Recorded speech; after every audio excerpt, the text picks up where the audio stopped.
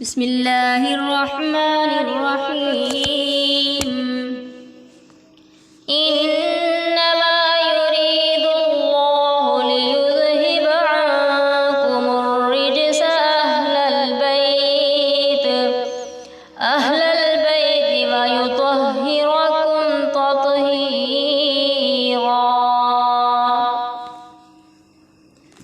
محرم الحرام کے مہینے میں اہل بیت کی فضیلت، ان کی عظمت بیان کی جاتی ہے، اور بعض ایسے لوگ کہ جن کو نماز بھی نہیں آتی، وہ گلیوں میں، بازاروں میں نبی پاک صلی اللہ علیہ وسلم کی شہزادیوں کے نام اس طرح لے رہے ہوتے ہیں کہ جیسے وہ کوئی عام بازاری عورتیں ہوں۔ لوگوں،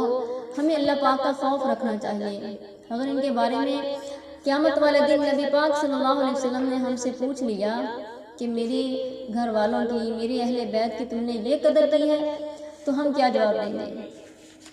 نبی پاک صلی اللہ علیہ وسلم نے فرمایا، صحیح مسلم کی حدیث ہے، آپ نے فرمایا ترکت فیکم ثقلین کتاب اللہ و اہل بیت،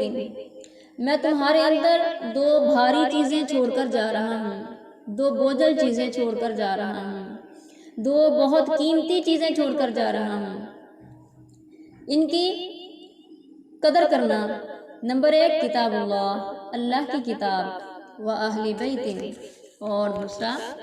اہل بیت، اپنے اہل بیت کو تمہارے اندر چھوڑ کر جا رہا ہوں۔ ایک اللہ پاک کی کتاب کو، قرآن پاک کو تمہارے اندر چھوڑ کر جا رہا ہوں، اور دوسرا اہل بیت کو تمہارے اندر چھوڑ کر جا رہا ہوں، ان کی قدر کرنا۔ اور ایک اور مقام پر نبی پاک صلی اللہ علیہ وسلم نے اپنی نبوت والی زبان سے یہ الفاظ دہرائے، اذکرکم اللہ فی اہل بیت، لوگوں میں تمہیں اللہ یاد دلاتا ہوں اپنے گھر والوں میں۔ اللہ پاک سے ڈرتے رہنا، میرے گھر والوں کے بارے میں، میرے اہل بیت کے بارے میں اللہ پاک سے ڈرتے رہنا۔ تو یہ اہل بیت کی فضیلت ہے، ان کا شرف ہے، ان کی عظمت ہے جو اللہ پاک نے بہت زیادہ رکھی ہے۔ نبی پاک صلی اللہ علیہ وسلم کو اللہ پاک نے اولاد آدم میں سے سب سے افضل خاندان میں پیدا کیا، تو جب نبی پاک صلی اللہ علیہ وآلہ وسلم خود افضل ہیں تو آپ کے عزیز و اقارب، آپ کے رشتہ دار، آپ کے اہل بیت، وہ سب افضل ہوئے۔ اہل بیت میں کون کون سے لوگ شامل ہیں؟ سب سے پہلے نمبر پر اہل بیت میں رسول اللہ صلی اللہ علیہ وسلم کی ازواج مطہرات شامل ہیں، جو نکاح کے بعد آپ کی زندگی میں آئیں، اور قیامت تک کے لیے، بلکہ قیامت کے بعد جنت میں بھی آپ کی بیویاں ہیں، مومنوں کی مائیں ہیں، جن کے بارے میں اللہ پاک قرآن پاک میں فرماتے ہیں، نبی پاک کی حدیثیں کہتی ہیں، صحابہ کہتے ہیں، رب کا قرآن کہتا ہے، انما یرید اللہ لیذہب عنکم الرجس اہل البیت ویطہرکم تطہیرا، کہ اے نبی کے گھر والوں، میں اللہ چاہتا ہوں کہ تمہارے اندر سے رجس کو دور کر دوں، ناپاکی کو دور کر دوں، گناہوں سے تمہیں بالکل پاک صاف کر دوں۔ تو یہ نبی پاک صلی اللہ علیہ وسلم کے ازواج مطہرات اہل بیت میں شامل ہیں۔ میں انشاءاللہ نبی پاک صلی اللہ علیہ وسلم کے ازواج مطہرات کتنی ہیں، ان کے نام اور ان کے فضائل و مناقب پر الگ ایک ٹاپک پر جو ہے نا کلپ بناؤں گی۔ تو دوسرے نمبر پر نبی صلی اللہ علیہ وسلم کی اولاد، جن میں آپ کے 3 بیٹے جو دنیا میں پیدا ہوئے تھے، حضرت قاسم، جن کی کنیت پر نبی پاک صلی اللہ علیہ وسلم نے اپنی کنیت ابو القاسم رکھی ہوئی تھی، اور دوسرے نمبر پر آپ کے بیٹے عبداللہ، جن کا لقب طیب اور طاہر تھا، اور تیسرا بیٹا ابراہیم، جو حضرت ماریہ قبطیہ کے بطن سے پیدا ہوا۔ پھر اسی طرح چار بیٹیاں جن کی شادیاں ہوئیں، سیدہ زینب رضی اللہ تعالیٰ عنہ، سیدہ رقیہ رضی اللہ تعالیٰ عنہ، سیدہ ام کلثوم رضی اللہ تعالیٰ عنہ، اور اسی طرح سب سے چھوٹی بیٹی سیدہ فاطمہ الزہراء رضی اللہ تعالیٰ عنہ۔ ان سب کے نکاح ہوئے، شادیاں ہوئیں۔ حضرت زینب رضی اللہ تعالیٰ عنہ کا نکاح ابو العاص بن ربیع سے ہوا، حضرت رقیہ کا نکاح حضرت عثمان بن عفان سے، جو حضرت عثمان غنی کے لقب سے مشہور ہیں،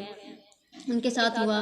اور ان کے جانے کے بعد پھر نبی پاک صلی اللہ علیہ وسلم نے اپنی دوسری بیٹی ام کلثوم کا نکاح بھی انہی سے کر دیا تھا،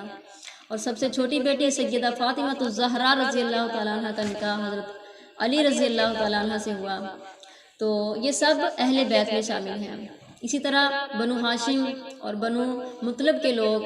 آل علی، آل عقیل، آل جعفر، آل عباس،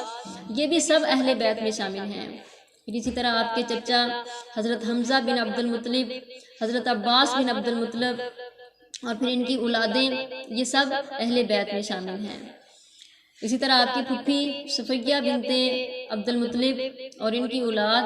یہ بھی اہل بیت میں شامل ہیں۔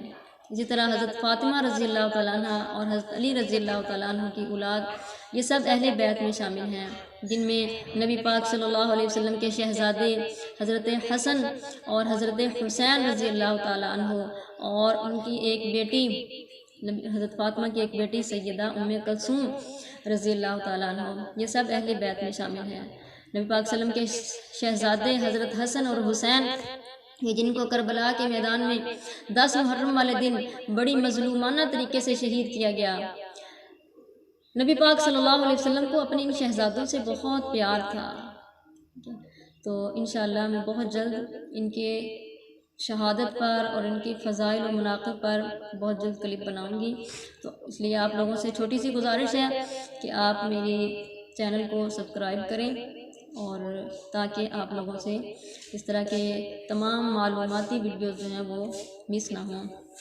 تو نبی پاک صلی اللہ علیہ وسلم کا فرمان ہے کہ میری آل پر، اہل بیت پر صدقہ حرام ہے۔ نبی پاک صلی اللہ علیہ وسلم نے فرمایا بنو ہاشم سارے پر ہی صدقہ حرام ہے، سید پر صدقہ حرام ہے۔